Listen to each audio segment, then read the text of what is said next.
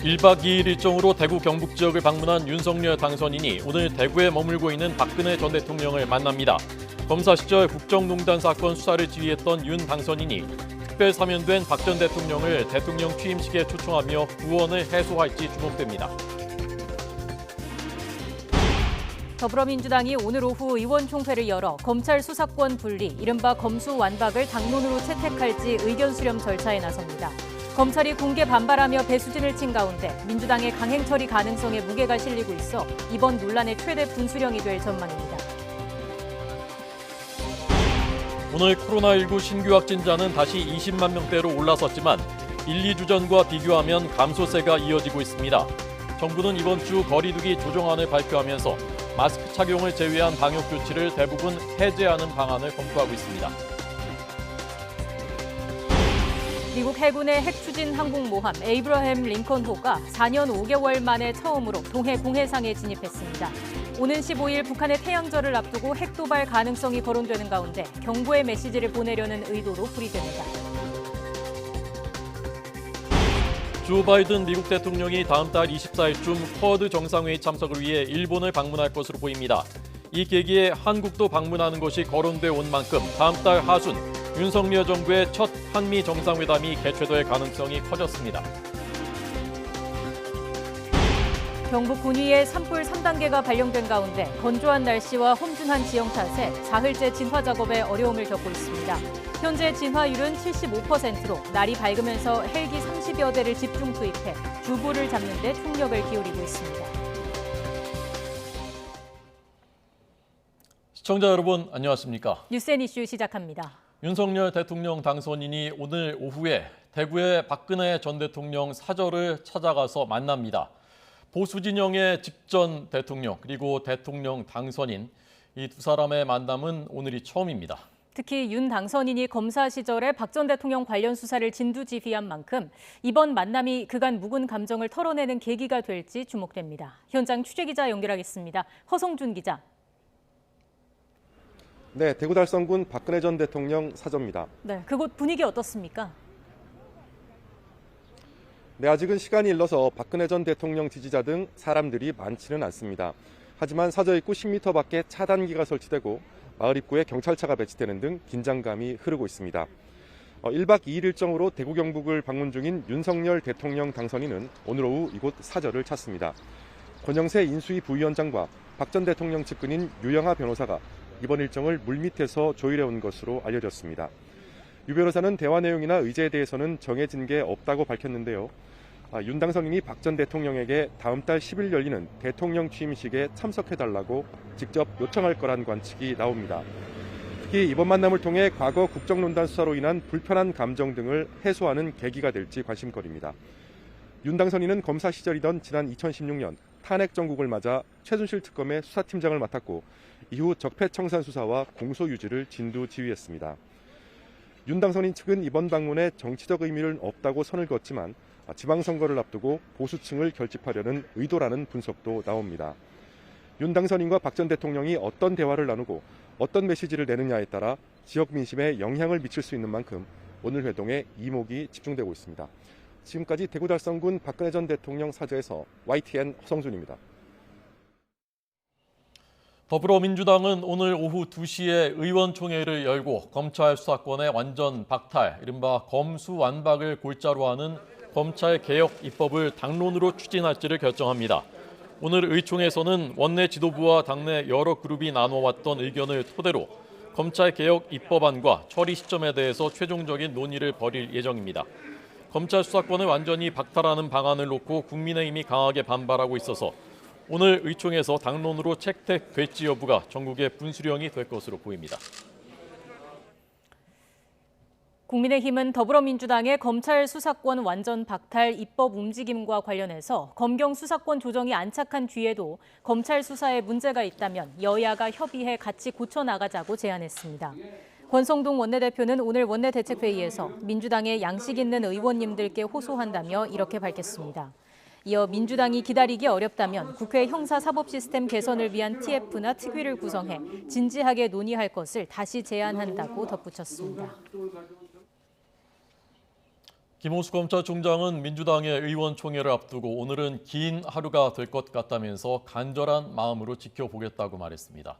오늘 출근길에 기자들을 만나서 이렇게 말했습니다. 국민과 미래를 위해 현명한 결정을 해주실 것으로 기대한다라고 말했고 국회에 방문할 계획이 있느냐 또는 구체적인 사퇴 시점을 정한 게 있느냐라는 질문에는 일단 의원총회를 지켜보는 게 도리일 것 같다라고 했습니다. 들어보겠습니다. 긴 하루가 될 것 같습니다.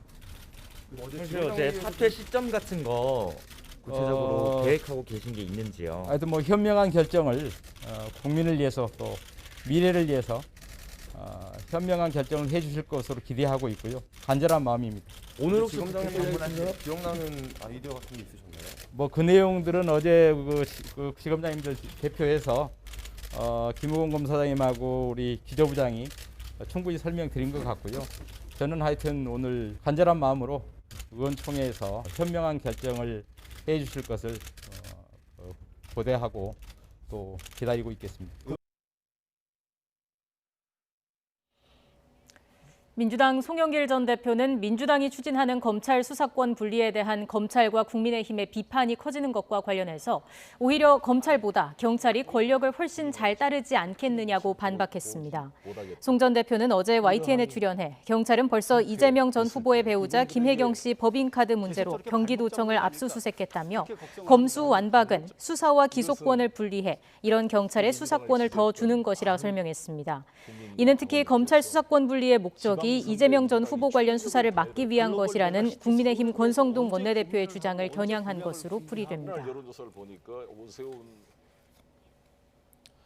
과거 대검찰청 과거사 진상조사단에서 활동했던 재심 사건 전문 변호사인 박준영 변호사가 검수완박의 피해는 힘없는 사람들에게 돌아갈 것이라고 주장했습니다. SNS를 통해서 형사사법 절차는 정치적인 셈법의 대상이 아니고 실체적인 진실 발견과 적법 절차의 구현이라는 목적을 우선해야 한다면서 이렇게 말했습니다. 더불어민주당이 6월 지방선거 광역단체장 후보자를 검증하기 위한 면접 절차에 착수했습니다. 민주당은 오늘 오전 10시부터 여의도 당사에서 광주와 전남, 전북, 대전과 충남, 세종, 대구, 인천, 제주를 비롯한 9개 지역 광역단체장 후보자에 대한 면접을 진행하고 있습니다. 서울시장의 경우 송영길 전 대표와 박주민 의원 등이 예비 후보로 등록했지만 새로운 인물을 찾아야 한다는 당내 일각의 여론 속에 앞서 윤호중 비상대책위원장도 전략 공천을 배제하지 않겠다고 밝혔습니다. 윤석열 당선인의 박근혜 전 대통령 예방이 예정돼 있는 오늘 국민의힘은 대구시장 후보 경선에 참여할 인사를 확정합니다. 국민의힘 공천관리위원회 관계자는 YTN과의 통화에서 오늘 오전에 이미 후보자 확정된 서울, 부산, 경북 외에 나머지 14개 시도지사 후보의 공천 심사 결과를 발표한다고 말했습니다. 이에 따라 홍준표 의원과 김재원 최고의원 그리고 유영하 변호사 등 8명이 도전장을 낸 대구시장 후보 경선은 최대 3명으로 압축될 것으로 보입니다. 네, 오늘 0시 기준으로 코로나19 신규 환자는 21만 명으로 집계됐습니다. 일주일 단위로 추이를 보면 감소세가 이어지고 있습니다. 취재기자 연결합니다. 김평정 기자. 네, 김평정입니다. 네, 일주일 단위로 같은 요일과 비교하면 확진자가 감소하는 추세라고요. 네, 오늘 0시 기준 신규 환자가 21만 755명입니다. 평일에 검사 건수가 늘면서 어제보다 11만여 명 늘었습니다. 그러나 같은 요일인 지난주 화요일보다는 5만 5천여 명 적고 2주 전 화요일과 비교하면 13만 6천여 명 감소했습니다. 화요일 발표 기준으로는 지난 3월 8일 이후 5주 만에 가장 적은 수치입니다. 일주일 단위로 추이를 보면 감소세가 분명히 이어지는 겁니다. 신규 환자 가운데 60세 이상 고위험군의 비중은 18.5%로 여전히 높은 수준입니다. 누적 확진자는 1,563만 5천여 명입니다. 코로나 관련 사망자는 171명입니다. 어제 발표해서 엿새 만에 300명 아래로 내려간 지 하루 만에 또 200명 아래로 떨어졌습니다. 하루 사망자 수가 100명대로 내려온 것은 지난달 16일 이후 27일 만입니다. 위중증 환자는 1,005명으로 36일째 4자릿수 1,000명대를 이어갔지만 어제보다는 94명 줄었습니다. 정부는 내일 코로나19 백신 4차 접종 계획을 발표합니다. 확진자 중 20% 안팎 높은 비중을 차지하고 있는 60세 이상 고령층이 대상에 포함될 것으로 보입니다. 사망자의 95%가량이 60세 이상에서 나온다는 점에서도 일반 고령자 보호의 필요성이 커졌습니다. 현재 4차 접종은 3차 접종을 마친 면역 저하자와 요양병원과 요양시설, 정신건강증진시설의 입원 환자와 종사자 등을 대상으로 시행되고 있습니다. 지금까지 사회1부에서 YTN 김평정입니다. 네, 방역당국 브리핑 막 시작됐습니다. 들어보겠습니다. 지금까지 총 누적 확진자 수는 1,563만 5,274명입니다. 재원 중인 위중증 환자는 1,005명, 사망자는 171명이고 누적 사망자는 19,850명으로 누적 치명률은 0.13%입니다. 돌아가신 분들의 명복과 환자분들의 빠른 쾌유를 빌며 정례 브리핑 시작하겠습니다. 우선 주간 발생 동향과 위험도 평가 결과 말씀드리겠습니다. 4월 1주 국내 발생 확진자 수는 약 153만 명입니다. 하루 평균 21만 8,500명이 발생하여 전주 대비해서 28.6% 감소하였습니다. 감염 재생산 지수는 전주 0.82로 2주 연속 1 미만을 유지하였습니다. 모든 연령대에서 발생률이 감소하였습니다. 다만 19세 이하 연령군에서는 여전히 상대적으로 높은 발생률을 보이고 있습니다. 중증 위험이 큰 60세 이상 연령은 다른 연령대보다 발생률은 낮은 편이지만 지난주 전체 확진자의 20.1%, 30만 7천여 명이 확진되셨습니다. 4월 1주 주간 신규 위중증 환자 수는 856명, 사망자는 2,163명 발생하여 전주 대비 각각 20.5% 그리고 6.4% 감소하였습니다. 누적 사망률은 80세 이상에서 10만 명당 529명으로 가장 높고 70대에는 121명, 60대는 32명으로 나타났습니다. 사망자 위험 요인 분석 결과 여전히 고연령층, 미접종자, 그리고 기저질환자의 사망 위험이 높습니다. 사망자 중 60세 이상이 94.4%였으며 60세 이상에서 미접종자 비율이 4% 내외로 낮음에도 사망자 중 37.9%가 발생하고 있습니다. 오미크론 변이 검출률은 국내 발생 및 해외 유입 사례 모두 100%로 확인되었습니다. 오미크론 세부 계통 BA2의 국내 감염 검출률은 85.2%, 해외 유입 사례 검출률은 75%로 확인되었습니다. 또한 오미크론 재조합 변이 XL 1건이 국내 확진자에서 처음으로 확인되어 역학조사 진행 중입니다. XL형은 BA1과 BA2의 유전자가 재조합된 것이나 세계보건기구도 일반 오미크론으로 분류하고 있어 특성 변화는 크지 않을 것으로 예상되며 영향도 제한적일 것으로 판단하고 있습니다.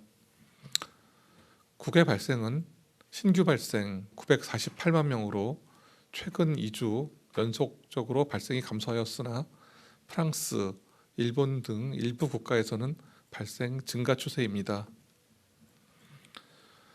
예방접종 효과 분석 결과 3차 접종 시 미접종자에 비해 중증으로 진행될 위험을 96.8% 감소시키는 것으로 확인되고 있습니다. 미접종자께서는 신속하게 접종을 받아주시기를 당부드립니다. 중환자 병상 가동률은 58.3%, 준중환자 병상 가동률은 62.4%로 소폭 감소하였으며 특히 비수도권 중환자 병상 가동률이 5주 만에 70% 미만으로 감소하였습니다. 국내외 연구진들의 향후 발생 예측 결과를 종합해보면 현재의 감소세는 당분간 계속될 것으로 보이지만 유행 상황의 신중한 관찰이 필요한 그런 상황입니다. 사망자 수가 여전히 높고 또 위중증 환자 수가 정체되고 있는 그런 상황을 고려해서 4월 1주 주간 위험도는 전국 및 수도권은 높음, 비수도권은 높음으로 평가하였습니다. 비수도권의 경우 중환자실 병상 가동률이 감소하고 있으나 지역별로 편차가 큰 상황과 확진자 발생이 수도권 대비 높은 상황을 고려하였습니다. 일상회복지원위원회 방역의료 분과에서는 사망자 감소를 위한 지속적 노력과 재조합 변이 발생 모니터링을 강조하였으며 일반 의료 체계로의 전환 및 감염병 급수 조정 등 대응 체계 변화 필요성을 언급하였습니다. 정부는 영유아, 어린이 확진자 감소 및 위중증, 사망 발생을 최소화하는 데 의료 대응을 집중합니다. BA2 검출 시기에 19세 이하의 중증화율과 치명률, 임상 경과 등을 지속적으로 모니터링하고 심층 분석을 하고 있습니다. 어린이집, 유치원, 학교에서 선제 검사를 철저히 하여 급성기 이행과 사망을 예방하고 특히 고위험군 기저질환 동반 어린이 대상으로 예방접종이 원활하게 이루어질 수 있도록 학교, 사업장 및 부모 대상으로 교육 홍보를 계속할 계획입니다.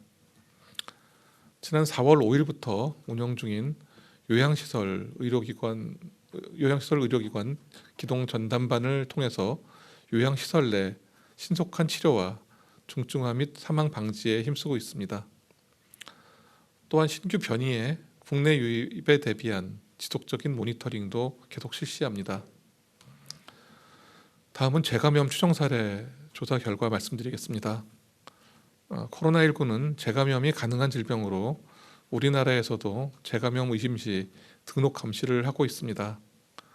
그런데 최근 환자 급증으로 보건소 현장 역학조사 중에 정밀한 확인이 어려워서 2020년 1월부터 금년 3월 19일까지의 확진자 924만 3,907명을 대상으로 재조사를 실시하였습니다. 분석 결과 해당 기간 국내의 재감염 추정 사례는 26,239명, 0.284%이며 2회 감염자는 26,202명, 3회 감염자는 37명으로 확인되었습니다. 2회 감염자 중 오미크론 유행 이전 재감염 추정 사례 발생률은 0.098%였지만 오미크론 유행 이후에는 0.296%로 약 3배 정도 증가하였습니다.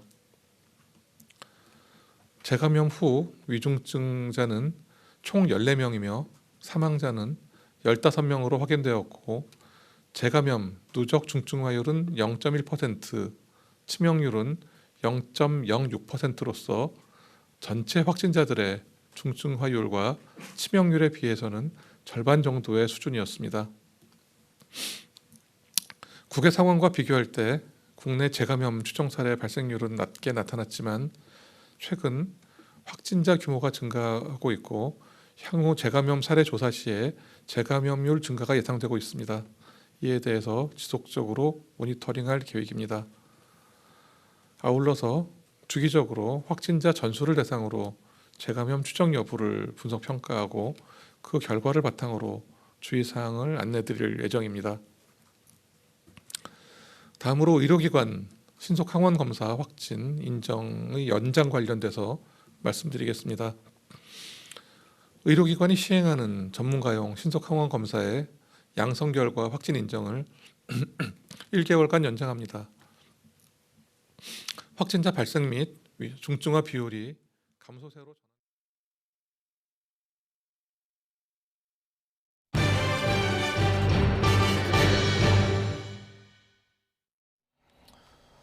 네, 산불이 참 걱정입니다. 경북 군위에서 일어난 산불은 사흘째 계속되고 있습니다. 오늘도 이상고온이 예보돼 진화에 어떤 영향을 미칠지 산림당국이 긴장하고 있습니다. 진화율은 85%까지 올라갔습니다. 현장 취재기자 연결하겠습니다. 오태인 기자. 네, 경북군이 산불 현장 지휘본부입니다. 네, 현재 산불 상황 자세히 전해주시죠. 네, 경북군이 하북리 야산에서 시작된 산불이 사흘째 이어지고 있습니다. 지금도 쉴 새 없이 헬기가 현장에 투입되고 있는데요. 현재 진화율은 약 85%입니다. 이번 불로 다행히 인명피해나 시설물 피해는 아직 보고되지 않았습니다. 하지만 15가구 23명이 면사무소로 대피했습니다. 산불 영향구역도 347헥타르로 크게 늘었습니다. 이번 불이 쉽게 잡히지 않는 건 높은 기온 때문입니다. 때이른 이상 고온으로 헬기에서 물을 뿌려도 금방 증발해 불이 다시 살아나는 건데요. 오늘도 이곳 기온이 30도 가까이 오를 것으로 예보돼 진화에 악영향을 끼치는 건 아닌지 산림당국이 긴장하고 있습니다. 또 산 정상 불이 쉽게 꺼지지 않는 것도 진화를 어렵게 하는 원인입니다. 지상 인력을 투입해 산불 저지선을 만들어 확산을 막아야 하는데 산 정상까지 사람이 쉽게 갈 수 없어 불이 확산하는 겁니다. 산림당국은 오늘도 헬기 37대와 진화 인력 1,200여 명을 현장에 투입했습니다. 어제 오후 내려진 산불 3단계를 유지하며 주불을 잡는 데 온 힘을 쏟고 있습니다. 이에 따라 오전까지 진화율을 90%까지 높이고 오늘 하루로 주불을 진화한다는 계획입니다. 지금까지 경북 군위에서 YTN 오태인입니다. 네, 조금 전 전해진 소식입니다. 오늘 검수완박, 검찰 수사권 완전 박탈, 민주당 의원총회가 예정돼 있습니다. 당론으로 채택하느냐. 그래서 오늘 이게 제일 큰 뉴스 중에 하나인데 박범계 법무장관 그리고 김호수 검찰총장이 오늘 긴급 회동을 한다는 소식입니다. 국무회의가 끝나고서 만난다고 합니다. 그러니까 지금 만나는 것은 아닌 것 같고요. 국무회의가 오늘 보통 오전에 열리니까요. 국무회의 끝난 뒤에 두 사람이 만나서 이 검수완박 법안에 대해서 논의할 것으로 보입니다. 오늘 만날 수 있는 의제는 이것밖에 없습니다. 그리고 사실은 두 사람이 어제 전혀 다른 의견을 냈기 때문에 만난다는 것을 예상하기 어려웠던 상황인데 오늘 갑자기 만난다는 것은 뭔가 조율이 된 것인가 하는 그런 기대를 해볼 수도 있는 것이지만은 원론적인 입장을 또 나눌 수도 있는 것이고요. 어쨌건 주목되는 만남입니다. 네, 그렇습니다. 다시 한번 좀 전해드리겠습니다. 박범계 법무부 장관과 김호수 검찰총장이 긴급 회동을 할 것으로 보입니다. 검수완박 법안과 관련해서 논의가 있을 것으로 보이고요. 정확한 시간은 나오지 않았습니다만 국무회의가 종료된 뒤에 만남이 있을 것으로 보입니다. 네. 관련된 내용은 박범계 장관은 어제 검찰이 왜 이렇게 일사불란한 목소리를 공정한 수사에 대해서는 내지 않았느냐라면서 불편한 심기를 노골적으로 표시했고 김호수 총장은 직을 걸고 검수완박 법안을 막겠다라고 말했고 오늘도 현명한 판단해 줄 것을 기대한다, 지켜보겠다 이렇게 말해서 입장이 평행선이었습니다. 과연 오늘 만나서 어떤 얘기들이 오갈지 뭔가 조율이 된 것인지 새로운 소식이 전해지는 대로 계속해서 속보로 전해드리겠습니다. 네, 다음 소식 이어서 전해드리겠습니다. 일요일인 그제 오후에 발생한 강원도 양구 산불이 사흘 만에 진화됐습니다. 최병암 산림청장은 산불 발생 사흘째인 오늘 오전 9시 주불 진화를 완료하고 잔불 정리 작업에 들어갔다고 밝혔습니다. 경찰은 이은혜와 조현수가 다른 사람의 도움을 받고 있을 가능성을 염두에 두고 주변인을 재조사하면서 추적하고 있습니다. 취재기자 연결해서 자세한 소식 알아보겠습니다. 정현우 기자. 네, 인천경찰청에 나와 있습니다. 네, 공개 수배 2주째인데 큰 성과는 없는 상황입니다. 경찰도 수사 자료를 넘겨받아서 주변인 재조사에 나섰다고요. 네, 그렇습니다. 검찰은 그간 수사 자료를 넘겨받지 못해서 추적 조사에 어려움을 겪었다는 입장입니다. 그래서 이은혜가 지난 2010년과 2012년 인천 석바위와 해외에서 각각 애인이 숨졌다는 의혹을 위주로 들여다보고 있는 상황입니다. 하지만 최근 검찰과 합동 검거팀 회의를 진행하고 각종 자료를 넘겨받은 것으로 파악됐는데요. 경찰이 받은 자료엔 혐의를 입증할 증거와 함께 이은혜와 조현수의 과거 통화 기록 등이 포함되어 있는 것으로 알려졌습니다. 경찰은 해당 자료를 토대로 주변 인물을 재조사해 검거망을 좁혀 나가면서 주력자가 있는지 등도 파악하고 있습니다. 계곡살인 사건 추적을 전담하는 인력도 최근 15명까지 경찰이 늘린 만큼 과연 성과가 있을지가 주목됩니다. 공개 수배 뒤론 전국 곳곳에서 둘을 봤다는 제보가 검경 수사팀으로 들어가고 있습니다. 지난 주말 서울의 한 병원에선 이 씨와 비슷한 용모를 한 감기 환자가 찾아왔다는 신고를 받고 경찰이 출동하는 일이 있었습니다. 다만 귀 모양 등 생김새가 달라 이은혜는 아닌 것으로 판명됐습니다. 비슷한 두 남녀를 봤다는 목격담이나 제보도 YTN으로 잇따르고 있습니다. 취재진은 이 씨 부모를 직접 찾아가 이 씨에게서 들은 소식이 있는지를 확인해 보았는데요. 검찰 조사가 본격화되고 둘이 잠적한 지난해 12월 이후론 어떠한 연락도 없었다는 답을 들었습니다. 그러면서 그간 효녀로 알려졌던 딸의 혐의가 부풀러진 것 같다며 답답함을 토로하기도 했습니다. 수사팀이 공개 수배를 통해 결정적 단서가 잡히길 기다리면서 흘러간 시간은 오늘로 벌써 2주째입니다. 지금까지 뚜렷한 성과가 없는 가운데 자칫 미제 사건으로 남는 게 아니냐는 우려도 역시 제기되고 있습니다. 지금까지 인천경찰청에서 YTN 정현우입니다.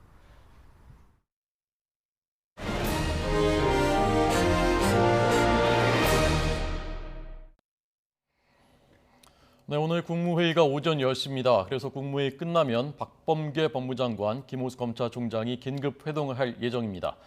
바로 이 검찰 수사권 완전 박탈, 검수완박 법안을 논의하기 위한 것입니다. 오늘 민주당은 의원총회를 열어서 이 법안을 당론으로 채택할 것인지 처리를 당론으로 채택할 것인지를 최종 결정할 예정입니다. 네, 법안 내용은 처리 방법과 시기 등을 정해서 당론 채택이 시도될 것으로 보입니다. 의원총회 결과에 따라서 국민의힘은 총력 저지에 나설 태세여서 4월 전국의 최대 분수령이 될 것으로 보입니다. 국회 취재기자 연결합니다. 김지환 기자. 네, 국회입니다. 네, 이른바 검수완박을 둘러싸고 민주당이 입법 추진에 속도를 내고 있죠.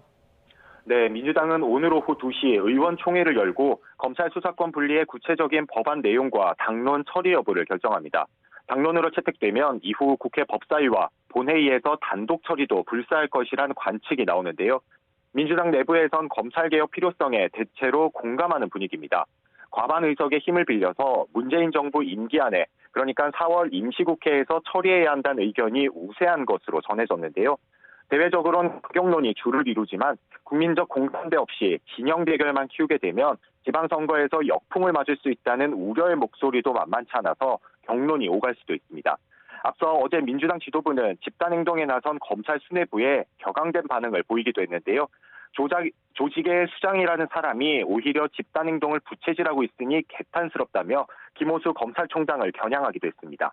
민주당은 오늘 의원총회에서 정치 언론 개혁에 대한 입법안과 시기도 결정합니다. 네, 여야가 극한 대치로 갈 수도 있을 것 같은데요. 분위기 어떻습니까? 네, 국민의힘은 대선 후보였던 이재명 상임고문과 부인 김혜경 씨 비리 의혹 수사를 막으려는 이재명 방탄법이라며 총력 저지에 나서고 있습니다. 민주당이 강행하면 필리버스터도 불사하겠다는 의지를 드러냈는데요. 국민의힘 권성동 원내대표는 오늘 아침 회의에서 검경 수사권 조정이 안착한 후에 그래도 검찰 수사에 문제가 있다면 여야가 협의해 같이 고쳐나가자고 말했습니다. TF나 특위 구성도 제안했는데 직접 들어보시겠습니다. 국회 형사사법 시스템 개선을 위한 태스크포스나 특위를 구성해서 진지하게 논의할 것을 다시 한번 제안합니다. 정의당도 국민이 시급한 과제라고 동의하는지 의문이다. 시기도 방식도 내용도 동의하기 어렵다며 반대 입장을 냈습니다. 민주당은 여전히 강경하게 밀어붙인다는 입장입니다.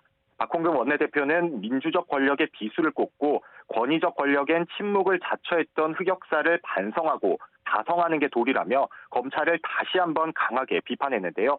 또 검찰개혁의 목표는 단순히 검찰 수사권을 조정하는 게 아니라고 강조했습니다. 문재인 정부가 추진해온 권력기관의 개혁을 통한 선진화입니다. 견제와 균형이 작동하는 권력기관의 선진화가 최종 목표입니다. 윤호중 비대위원장은 CBS 라디오 인터뷰에서 5월 3일 문재인 정부 마지막 국무회의에서 검수완박 법안을 문 대통령이 공포하는 것을 목표로 하고 있다고 말했습니다. 민주당 의원총회 결과에 따라 여야의 극한 대치로 전국이 급속도로 얼어붙을 전망입니다. 지금까지 국회에서 YTN 김지환입니다. 네, 뉴스 모두의 대구 연결했었는데요. 이번엔 인수위를 연결해서 오늘 있을 윤석열 당선인의 박근혜 전 대통령 예방 소식 전해드리겠습니다. 내각 추가 인선을 앞두고 안철수계와의 파열음이 불거져 돌발 변수로 작용하고 있습니다. 인수위원회에 나가 있는 취재기자 연결합니다. 조은지 기자. 네, 서울 삼청동 인수위원회입니다. 네, 윤석열 당선인이 박근혜 전 대통령의 사저를 직접 찾는 거죠? 네, 어제 오늘 대구 경북 지역을 1박 2일로 순회하고 있는 윤석열 당선인이 일정 중간인 오늘 오후에 대구 달성에 있는 박근혜 전 대통령을 사저를 찾습니다. 보수 진영의 직전 대통령과 대통령 당선인 두 사람의 첫 번째 만남입니다. 둘은 구원이 있습니다. 윤 당선인은 검사 시절이던 지난 2016년 탄핵 정국에서 최순실 특검 수사팀장으로 적폐청산 수사를 진두지휘했습니다. 문재인 정부에서 검찰총장으로 승승장구하다가 대통령 자리까지 오른 윤석열 당선인과 특별 사면된 박 전 대통령의 만남에 관심이 집중되는데요. 윤 당선인은 이 자리에서 다음 달 10일 대통령 취임식 행사에 공식 초청할 것으로 보입니다.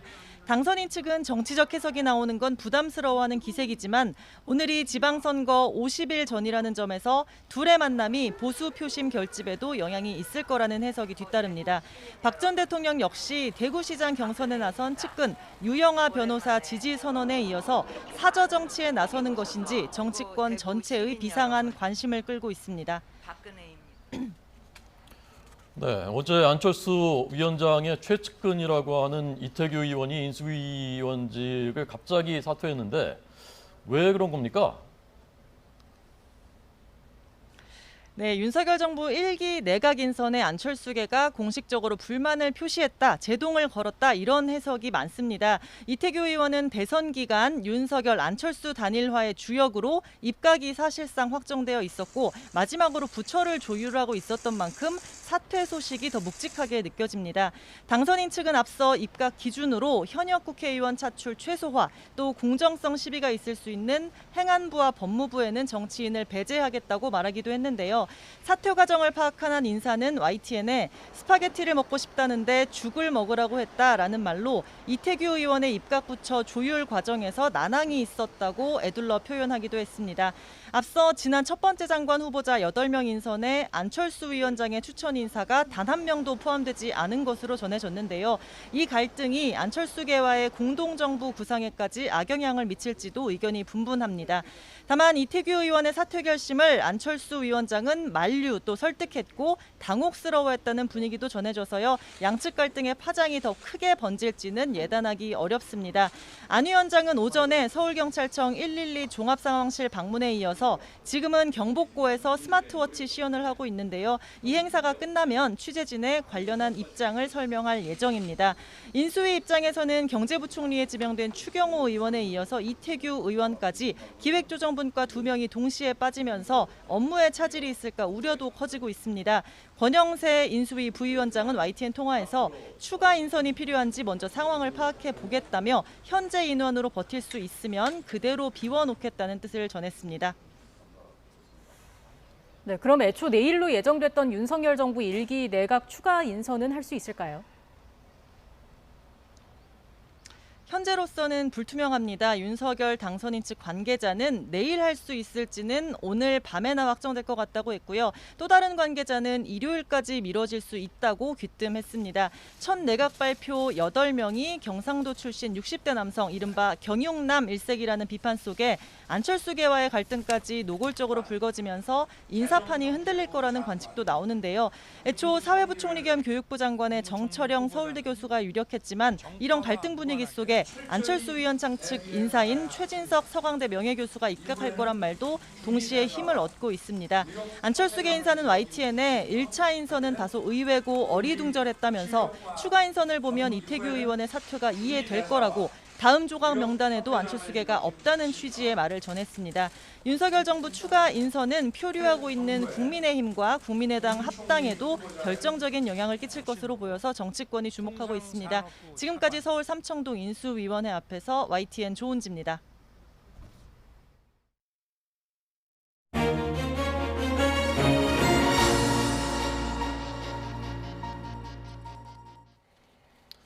젤렌스키 우크라이나 대통령이 어제 우리나라 국회에서 화상 연설을 통해서 전쟁의 참상을 알렸습니다. 연설을 통해 우크라이나에 대한 경제적, 군사적 지원을 호소했습니다.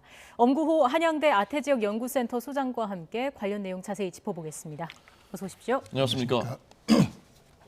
24번째 전 세계에서 우리나라 국회에서 연설을 어제 했는데 어떻게 들으셨습니까, 우선? 예, 우선 이제 제가 이전에 우크라이나 학자나 이제 정치인들을 뵈면 늘 제일 먼저 하시는 말씀이 한반도와 마찬가지로 우크라이나는 동일한 민족의 분단 국가이다. 이제 그런 점을 많이 강조하셨는데 이제 가장 이제 큰 의의라고 한다면 이제 동일한 그런 처지고 상황이니까 좀 입장에 대한 지지와 지원에 대한 공감 요청을 하신 것 같고요. 이제 두 번째 중요한 거는 역시 이제 저희 윤석열 당선인도 이제 직접 통화도 하시고 이제 인도적 지원을 해왔는데 이번에 이제 공식적으로 좀 무기 지원을 요청했다는 것, 특히 대공 이제 대함 이제 이런 무기 요청을 했다는 게 좀 눈에 띄는 그런 연설이었던 것 같습니다. 예, 좀 한 가지씩 짚어보겠습니다. 이번 연설에서 우리나라의 한국 전쟁도 언급을 했어요. 아무래도 각국이 그 겪었던 역사적인 배경을 예로 들면서 도움을 필요로 한다 이런 의미로 보면 되겠습니까? 예, 제렌스키 대통령이 이제 잘 알려져 있지만 이제 배우 출신이고 저도 이제 이제 여러 차례 연설을 봤는데 역시 연설을 굉장히 잘하시더라고요. 네. 그래서 이제 국제적 지지와 공감대를 확산하는데 제렌스키 대통령이 큰 이제 능력을 보였고 저는 이제 전쟁 이후에도 굉장히 확고한 리더십을 발휘할 것이다. 이제 그렇게 생각을 합니다. 근데 이제 좀 내용 면에서 보면 이제 특히 눈에 띄는 거는 이 전쟁이 러시아가 10년 이상 준비한 전쟁이고 우크라이나의 문화 자체를 말살하려고 한다 하는 점을 강조하시던데요. 역시 이제 지금 러시아가 전쟁의 명분으로 내세우는 게 탈나치화 아닙니까? 이제 2차 대전 때 일부 우크라이나들이 좀 부역했다는 거, 또 유로마이단 혁명이 일어났을 때 일부 극우 세력들이 좀 나치와 그런 좀 연동돼 있었다는 뭐 그런 일부의 사실을 가지고 굉장히 역사 전쟁으로 몰아가고 있다. 네. 그런 점을 좀 강조하신 것 같습니다. 자, 그 국회에서의 어제 그 연설 장면 이제 저희도 화면으로 봤는데 다른 나라에서 하는 것들 다 이제 봤었거든요. 미국도 봤었고 영국도 봤었고 뭐 기립박수를 치고 눈물을 글썽거리는 의원도 있고 그랬거든요. 근데 이제 우리 어제 화면을 보니까 본회의장이 아니었고 국회 도서관의 강당이었다고 하는데 참석한 의원도 50명 정도였다고 하고 기립박수 같은 것은 나오지 않았고 그 장면 어떻게 생각하셨습니까? 예, 역시 이제 우크라이나가 좀 멀리 있는 나라고 역시 이제 유럽보다는 전쟁의 공감대에 좀 그런 피해 의식이 좀 적었겠습니다. 근데 그 아무래도 좀 뭐 제가 굳이 해석을 한다면 지금 이제 정치인들한테는 이제 지방선거도 좀 앞에 있고 또 외교적으로 러시아도 좀 중요한 나라니까 그런 이제 몇 가지 점들이 조금 많이 참석하고 적극적인 공감을 보이지 못한 좀 그런 이유가 아니었을까 그렇게 생각은 합니다. 멀리 있는 것으로 치면은 미국도 멀리 있는 나라이고 예, 물론이죠. 지방선거라고 하는데 사실 국제사회의 어떤 지도국이 되려면은 다른 나라의 아픔에도 공감을 할 수 있고 국회가 좀 그래야 되는 것 아닙니까? 사실 저는 국민의 한 사람으로서 어제 우리 국회에 대해서 좀 부끄럽다는 생각이 들었습니다. 예, 물론 이제 그 말씀하신 게 이제 전적으로 옳고요. 아마 이제 국회의원들도 조금 반성은 하실 것 같습니다. 근데 이제 아까 말씀드린 것처럼 지금 뭐 현대자동차, 삼성전자, 뭐 LG전자 이제 우리 유수 기업들이 지금 러시아에 나가 있고 또 이제 우리가 대러 경제 제재에 적극 참여하면서 좀 경제도 굉장히 좀 어려운 점도 있고 또 북한 문제를 두고 있는 저희 입장에서 너무 또 이제 러시아를 또 경시하는 그런 입장을 보이는 부담감도 뭐 있다는 것은 사실일 것 같습니다. 얼마나 어느 정도 또 지원을 할지도 주목해서 봐야 할 부분일 것 같은데 젤렌스키 대통령이 경제 제재 그리고 군사적 지원을 언급을 했잖아요. 일단 우리 정부와 국회는 인도적인 지원 쪽에 무게를 두고 있는데 이건 젤렌스키 대통령이 어떤 연설에서도 알 수 있었듯이 평화와 생명을 중시하기 때문에 이런 쪽에 좀 더 무게를 두고 있다 이렇게 봐야겠습니까? 이제 경제 제재는 저희가 이제 미국과 함께 적극 참여하고 있습니다. 지금 그 FTPR이라고 하는 수출 통제 또 금융 제재 다 참여하고 있고요. 또 이제 우리 기업들도 삼성전자가 지금 전 품목 수출을 금지하고 있습니다. 그래서 이제 그 러시아에서 퇴출한 기업 명단에도 지금 올라가 있는데 이제 다만 이제 그 외국인 기업들 철수 이런 걸 보면 대부분은 이제 지분 매각 형태거나 아니면 좀 영업 중지 또 투자 뭐 추가 투자 금지 이렇게 조금 외국 기업들도 신중한 입장은 보이고 있습니다. 근데 결국은 에너지 수출 통제가 이루어지느냐 이제 그게 이제 결국은 러시아에 결정적 타격을 줄 수 있냐 없냐의 문제이기 때문에 이제 경제 제재만은 뭐 저희가 뭐 더 참여하거나 뭐 이제 현재 국제 수준에서 뭐 그런 점은 없을 것 같고요. 이제 무기 지원은 이제 저희가 인도적 지원은 하고 있는데 이번에 아마 지금 화면에도 나오는데 그 레시니코프 국방장관이 저희 서욱 장관한테 이제 대공 방어 무기 지원을 요청을 했는데 언론에 알려진 바로는 이제 살상 무기 지원을 하지 않는다는 원칙이 있다고 이제 한 것 같습니다. 이게 굉장히 이제 중요한 문제인데 향후에 한국이 이제 어떤 원칙 외교를 할 거냐에 큰 이제 질문을 던지고 있습니다. 이제 만약에 동맹 전쟁, 이제 미국이 참전한 전쟁이었다면 아마 저희가 무기 지원이나 어쩌면 군대 파견도 가능했을 수 있을 것 같고요. 다만 이제 우크라이나가 이제 아직 나토 회원국도 아니고 이제 미국이 참전한 전쟁은 아니어서 이제 조금 이제 불명한 점이 있고 이제 또 한 가지 문제는 저희가 이제 북한하고 대치를 하고 있는데 러시아가 지금 북한에 미사일 지원을 요청하고 있거든요. 근데 이제 만약에 이제 우리도 무기를 지원하게 된다면 북한도 아마 무기를 지원하게 될 것 같고 그렇게 되면 좀 남북 간이 또 사실상 뭐 대립하게 되는 뭐 그런 양상이기 때문에 아마 저희 정부가 고민이 클 것으로 보입니다. 예. 지금은 이제 그러니까 그 공격 무기 지원은 하지 않고 방탄 헬멧이나 모포나 뭐 이런 군용용품들을 지원하고 있다고 하는데 여기에 대해서 이제 찬반 양론이 있을 것 같습니다. 양쪽 다 일리가 있고요. 그러나 이제 무기 지원해야 되는 것 아니냐라고 보는 쪽에서는 다른 유럽의 국가들, 나토 국가들, 뭐 독일 같은 데는 더더군다나 러시아와의 경제 거래가 엄청나고 그런데도 불구하고 무기 지원은 하지 않습니까? 그렇다면 이제 국제사회의 어떤 인도주의적인 그런 측면에서 우리도 해야 되는 것 아니냐라는 주장을 하는 분들도 있거든요. 거기에 대해서는 어떻게 생각하십니까? 예, 지금 말씀드린 것처럼 이제 이 문제뿐만 아니라 이제 우리의 향후 이제 원칙 외교에 관련된 문제입니다. 우리가 이제 어떤 수준, 예를 들어서 뭐 유엔이 참전하는 이제 유엔 평화 유지군이나 이제 이렇 또는 이제 미국이 동맹이니까 이제 동맹이 이제 참여하는 전쟁에 대해서는 이제 큰 이론의 여지가 없을 것 같습니다.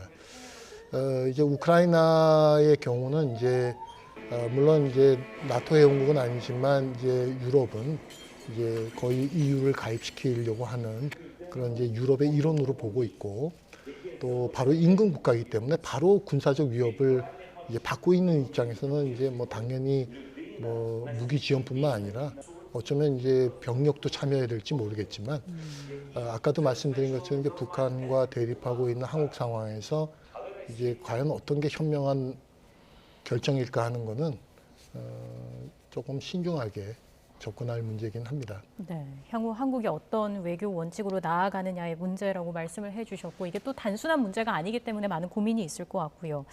국회에서는 이런 이야기도 나옵니다. 우크라이나를 탈출한 고려인을 전용기로 한국으로 데려와야 한다라는 이야기가 나오는데 여기에 대해서는 어떻게 좀 지원을 할 수 있을까요? 예, 제가 듣기로는 아마 그 이광재 의원인가요? 폴란드에 가셔서 아마 그 지금 탈출한 고려인들 상황을 이제 보고 오셨다고 그래요. 저는 이제 이 문제를 좀 아주 심각하고 중요한 문제로 받아들여야 된다고 생각합니다. 이제 저희가 이제 뭐 옛날에 저희도 어렵게 살 때는 뭐 해외 동포나 이런 데 깊은 관심을 이제 못 가졌지만 이제는 이제 저희가 특히 조선족 뭐 고려인이라고 하는 조금 이제 과거에 좀 사회주의 국가에 좀 단절돼 있었던, 특히 이제 4세대, 5세대까지 가서야 교류가 가능했던 이런 이제 고려인들에 대해서는 더더욱이 교류가 어려웠기 때문에 좀 지원과 좀 특별한 관심 또 보호소가 필요하다면 좀 적극적으로 이제 그렇게 해야 될 것 같습니다. 우크라이나에 이 고려인 난민이 어느 정도 거주하고 계시고 지금 탈출하신 분들은 어느 정도 되는지 혹시 규모를 아십니까? 아니 저도 정확하게 이제 보지는 못했습니다. 이제 아마 제가 듣기로는 그분들이 한 군데 이제 다 모인 것은 아닌 걸로 알고 있고요. 일부 이렇게 흩어진 상황에서 그런 지원과 보호를 요청하고 있다고 그렇게 듣고 있습니다. 주변국으로 좀 고려인들이 피난을 간 상황이고요. 네. 관심을 좀 가졌으면 좋겠습니다. 지금 이제 저희가 자막으로도 전해드리고 있습니다만 돈바스 쪽에 이제 러시아군이 공세를 집중할 것으로 보인다. 그래서 이제 이지움, 지도에서 보면은 제2의 도시에 이제 가까운 이지움 쪽, 이 동부 쪽에서 북부 쪽에서 철군한 병력들이 여기 이제 공세를 할 것으로 보인다. 교수님 보시기에 지금 전황은 어떤 국면으로 접어들고 있는 것 같습니까? 이제 일반적인 예측은 이제 키우에서 퇴각한 이제 병력들이 재정비를 마치고 이제 동부로 이동하고 있다. 그 이동 위성 사진이 공개된 것 같습니다. 지금 이제 전황을 보니까 지금 빨갛게 나온 저 루안스크 지역은 이미 사실상 거의 러시아 점령으로 넘어가 있고요. 이제 도네츠크 지역은 뭐 거의 절반 정도 절반 이상 점령이 된 것 같습니다. 저 지도에서 보시다시피 지금 러시아가 원하는 것은 이제 루안스크, 도네츠크, 이제 저희가 돈바스라고 하는 지역에서 이제 크림반도로 이렇게 육로로 통과하는 헤르손, 마리우폴 저 이제 두 도시를 점령해서 이제 크림반도까지 이제 육상 통로를 확보해서 하나의 이제 큰 축으로 이제 분할 점령하려는 이제 그런 시도로 보이고요. 제가 조금 재미있는 설문조사 결과 하나를 말씀드리면 이제 3월 말에 익스트림 스캔이라는 여론조사 기관에서 발표했는데 우크라이나 국민, 러시아 국민 모두에게 설문조사를 했습니다. 종전을 하려면 어떤 조건이 돼야지 종전하겠냐. 그렇게 물었더니 러시아는 거의 70% 이상이 동부 우크라이나나 크림반도를 우리 영토로 준다면 종전하는 데 찬성하겠다 하는 입장이고 우크라이나는 그게 10%밖에 안 되고 뭐 미스크 협정이나 중립화 협정을 맺는 걸로 종전하는 외교적 해결을 해야 된다는 이제 입장입니다. 그래서 그러니까 영토는 못 준다는 그렇습니다. 말이죠. 그러니까 평화 협상이 진행되지만 사실상 평화 협상이 타결될 가능성은 적어 보이고요. 지금 저 지도에서 나오는 것처럼 저 붉은 지역을 러시아가 점령한 다음에 5월 8일이 러시아 전승기념일입니다. 아마 그때쯤 우리 전쟁이 애초에 우크라이나의 중립화와 동부 우크라이나 문제 해결을 목적으로 한 전쟁이었다. 우리는 그 목적을 달성했으니까 승리했다는 걸 선언하고 아마 정전이나 휴전에 들어갈 가능성도 있을 것 같습니다. 그러니까 5월 8일까지는 동부전선에서 승리하고 잠깐만. 그 동부전선을 장악한 다음에 5월 8일에 승리했다라고 선언할 가능성이 있다라는 말씀이시죠? 이제 뭐 승리라고 선언하면서 아마 이제 대대적인 군사 퍼레이드를 할 가능성도 있고 아마 이제 일방적인 정전이나 아니면 이제 휴전 선언을 할 가능성도 있습니다. 지금 이제 그 하르키우가 그 제2의 도시, 우크라이나 제2의 도시고 조금 전 이제 공격이 예상된다고 하는 이지움이 하르키우 바로 옆에 있는 이 도시고요. 그리고 이제 말씀하신 크림반도는 지금 맨 아래쪽에 보이는 그 아조우에서 그 왼쪽으로 있는 동남부 지역입니다. 동남쪽으로 있는 크림반도 일부가 지금 빨갛게 보이는 저기가 크림반도입니다. 그러니까 여기를 다 하르키우부터 해서 돈바스, 마리우폴, 크림반도까지는 장악을 하는 것이 러시아의 전략적인 목표인 것으로 보인다. 지금 저희가 계속해서 지도를 보여드리고 있는데 마리우폴 비롯해서 뭐 동부 도네츠크주의 그 크라마토르스크 기차역 같은 경우에도 민간인 피해가 계속해서 늘고 있잖아요. 이게 민간인이 피해를 입을 수 있는 무차별 공격은 금지돼 있는 게 제네바 협약에도 나와 있고요. 전쟁 범죄인 건데 그럼에도 불구하고 러시아가 이렇게 계속해서 무차별적인 공격을 가하는 건 향후에 있을 협상에서 좀 유리한 고지를 선점하기 위해서다라고 봐야 할까요? 근데 이제 저는 이제 러시아도 이게 협상으로 해결될 가능성이 이제 적어지고 있다고 보는 것 같아요. 이제 그 증거로서 지금 말씀하신 민간인에 대한 무차별 이제 공격이 포함된 좀 전면적 공격으로 나선 거 아닐까. 그렇게 본다면 아까 말씀드린 대로 어차피 동부 우크라이나 문제를 젤렌스키 행정부가 포기하지 않을 거라면 무력으로 점령한 다음에 일종의 우크라이나 분할을 하는 시나리오로 들어가는 게 아닐까. 저는 그런 가능성이 크다고 보입니다. 아니 근데 그렇다면 러시아가 일방적으로 어떤 뭐 종전이나 정전이나 선언한다고 하더라도 우크라이나 입장에서는 서방과 우크라이나 입장에서는 영토의 거의 3분의 2 정도를 빼앗긴 상태인데 그럼 러시아가 그만두자 한다고 그냥 전쟁을 그만둘 리가 없죠. 그래서 저는 1947년도 그 인도 캐시미어 같은 이제 사태로 갈 수 있다고 보는데요. 네. 이제 계속적인 전쟁은 아니지만 굉장히 간헐적이지만 하여튼 무력 갈등 또 내란 소요 이런 게 이제 계속 진행되면서 아마 이제 서로의 국경선을 다르게 주장하는 이제 국제적 분쟁 지역화 이제 그렇게 될 가능성이 현재는 있어 보입니다. 예. 굉장히 우려되는 상황이죠. 그래도 뭐 중립화라든지 나토 가입 문제 등과 관련해서는 어느 정도 원칙적으로 합의가 되는 부분들이 있잖아요. 예, 지난 이제 이스탄불 5차 협상에서 아주 구체적으로 합의가 됐죠. 이제 뭐냐 하면 이제 나토 원장 5조처럼 이제 전쟁이 발생하면 3일 이내에 군사적 대응을 이제 여러 국가들이 협약해서 이제 하는 협약을 맺는다면 나토 가입 안 하겠다. 또 비핵화 유지하겠다.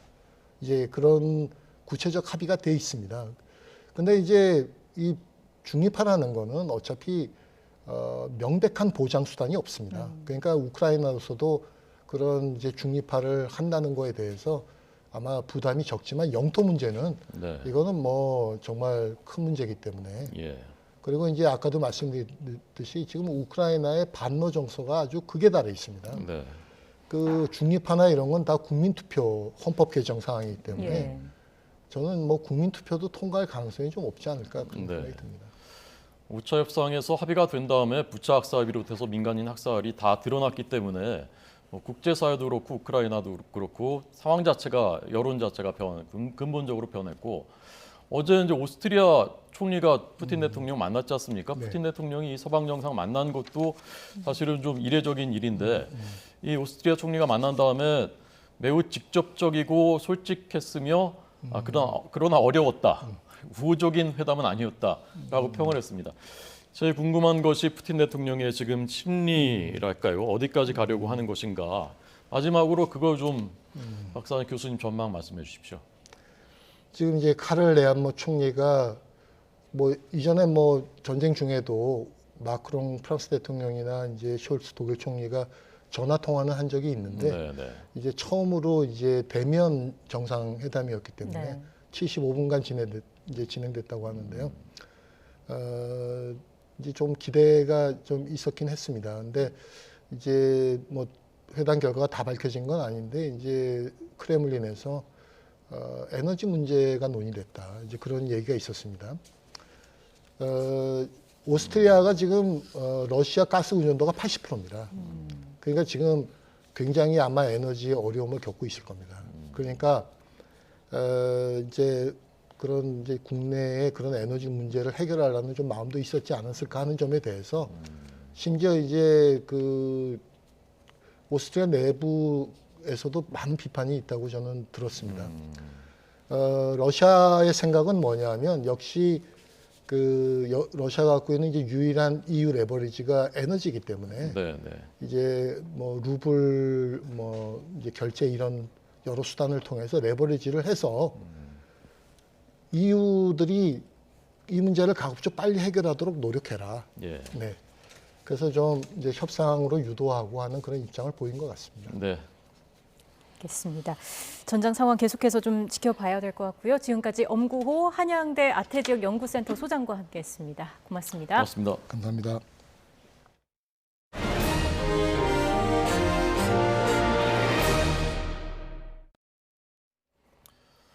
네, 앞서 속보로 전해드렸습니다. 박범계 법무장관이 민주당이 추진하고 있는 검수완박 법안과 관련해서 김호수 검찰총장과 긴급회동이 시작된 것으로 YTN 취재를 통해서 파악됐습니다. 네, 박 장관은 오늘 오전 국무회의를 마치고 서울 광화문 정부청사 근처에서 김 총장과 만난 것으로 전해졌습니다. 두 사람의 회동에서 검수완박 법안과 관련해 어떤 논의가 이루어질지 주목됩니다. 김호수 총장은 오늘 아침 출근길에서 이른바 검수완박 법안을 당론으로 채택할지 등을 결정할 민주당의 의원총회를 앞두고 긴 하루가 될 것 같다며 간절한 마음으로 지켜보겠다고 밝혔습니다.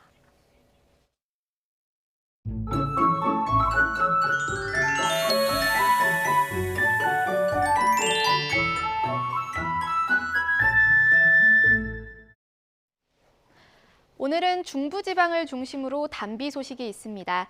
이번 비가 때이른 고온 현상을 누그러뜨리고 대기의 건조함을 달래줄 것으로 보이는데요. 본격적인 비는 퇴근길 무렵 시작될 것으로 보입니다. 한편 오늘 서울은 구름이 볕을 가리면서 21도에 머물겠고 남부지방은 대구가 30도까지 올라 봄더위가 이어지겠습니다. 오늘 밤부터 모레 낮까지 예상되는 비의 양은 제주도에 최고 60mm, 경기 남부와 강원, 충청 북부에 최고 40mm, 서울 등 그 밖의 지역에도 5에서 10mm의 비가 벼락과 돌풍을 동반해 요란하게 내리겠습니다. 오늘 비가 내리기 전까지는 대기가 무척 건조하겠습니다. 산불 등 화재 발생하지 않도록 각별히 유의하시기 바랍니다. 오늘 낮 기온 살펴보겠습니다. 서울 21도, 대전 27도, 광주 28도가 예상됩니다. 내일은 봄비가 전국으로 확대하면서 더위가 완전히 꺾일 전망입니다. 날씨였습니다. 네, 검수완박 지금 긴박하게 움직이고 있습니다. 잠시 뒤에 집중 진단하겠습니다. 저희는 잠시 뒤에 뵙겠습니다.